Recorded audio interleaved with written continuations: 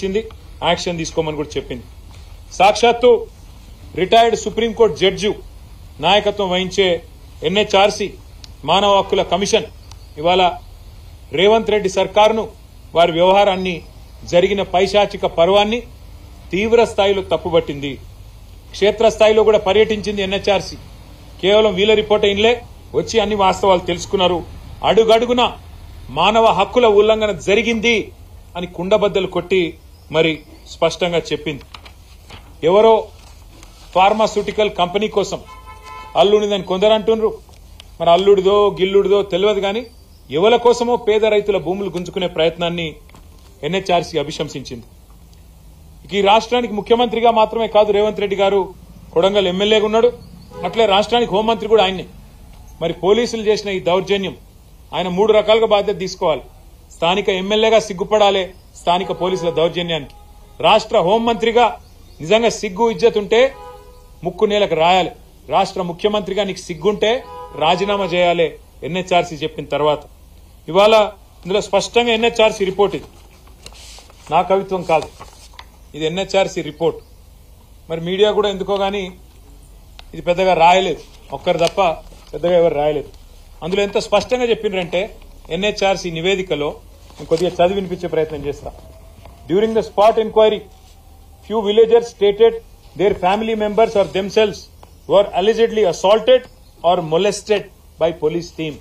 మా మీద దాడి జరిగింది, సెక్షువల్ గా హరాస్మెంట్ జరిగింది అని చెప్పి డైరెక్ట్ గా ఎన్హెచ్ఆర్సీ బృందానికి ఇక్కడ ఉండే మా సోదరులు చెప్పినారు. పేరు నేను చెప్పను. ఒక అమ్మాయి 22 ఏళ్లు. She alleged that police had molested with her mother in law during the raid. నన్నే కాదు మా అత్తను కూడా మరి శారీరకంగా ఇబ్బంది పెట్టినారు అని ఒక ఆడబిడ్డ చెప్పిందంటే నిజంగా ఈ దేశంలో ఏ ఆడ కూతురు అన్న చెప్తుందా నా మీద ఇట్లా అఘాయిత్యానికి పాల్పడ్డరు అని? జరగకుండా అబద్దం చెప్తుందా? మన దేశం ఎటువంటి దేశం? ఆడపిల్లలు ధైర్యంగా ముందుకొచ్చి చెప్తారా ఇసుంటి? అంటే ఎంత దౌర్జన్యంగా, ఎంత దౌర్భాగ్యంగా, ఎంత కిరాతకంగా, ఎంత పాశవికంగా రేవంత్ రెడ్డి ప్రభుత్వం ఉన్నదో దీన్ని బట్టే చెప్పొచ్చు. ఇంకొక అమ్మాయి షీ అలిజెడ్, పేర్లు నేను కావాలని ఒమిట్ చేస్తున్నా, alleged that police have assaulted her during the raid and she sustained injury on her left thigh. నా ఎడమ తొడ మీద దెబ్బ తాకింది. తొడల మీద కొడతారండి ఆడపిల్లల్ని? ఇదేనా ప్రభుత్వాలు వ్యవహరించాల్సిన పద్ధతి? అట్లాగే the villagers who are arrested at night were beaten up at the police station Parigi and were also threatened not to speak about the beating in front of magistrate. పిచ్చకొట్టుడు కొట్టడమే కాకుండా అరెస్ట్ చేసి పరిగి పోలీస్ స్టేషన్ లో magistrate ముందు చెప్తే మళ్ళా కొడతాం, మీ ఇంటోళ్ళని తీసుకొచ్చి కొడతాం అని బెదిరించిన మాట వాస్తవం అని చెప్పి ఎన్హెచ్ఆర్సీ చెప్పింది. Villagers were kept in PS Parigi whereas it is not mentioned in GD entry. అంటే ఇల్లీగల్ గా పరిగి పోలీస్ స్టేషన్ లో పెట్టి కొట్టినారు అని చెప్పి అది ఎంట్రీ కూడా లేదు బుక్స్ లో అని చెప్పి కూడా ఎన్హెచ్ఆర్సీ చెప్తున్నది.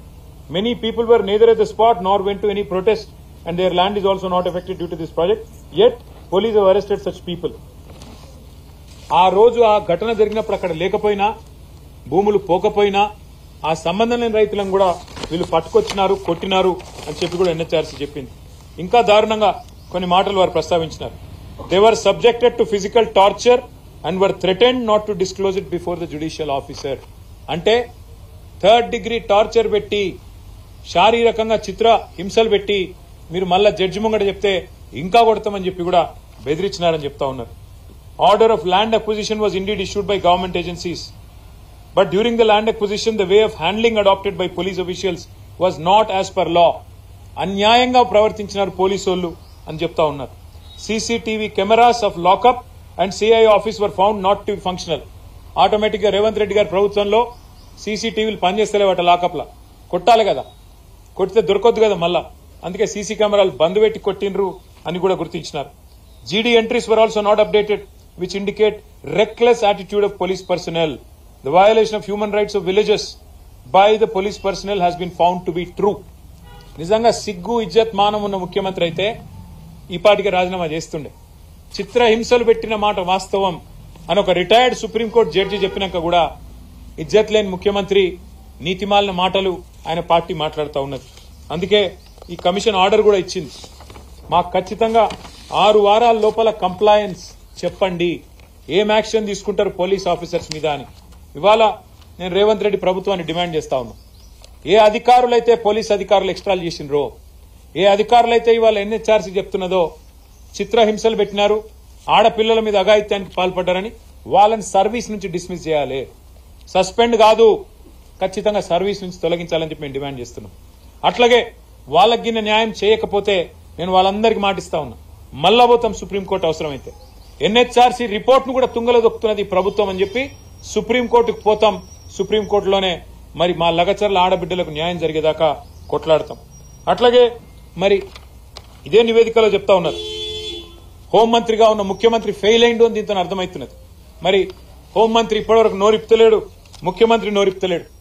జరిగిన భూసేకరణ కూడా తప్పుడు పద్ధతుల్లో చేసినారని చెప్పి ఎన్హెచ్ఆర్సీ చెప్పింది. చట్ట ప్రకారం కాకుండా పోలీసుల దౌర్జన్యంతో, మానవ హక్కుల ఉల్లంఘనతో ఈ భూసేకరణ జరిగిందని చెప్తా ఉన్నారు.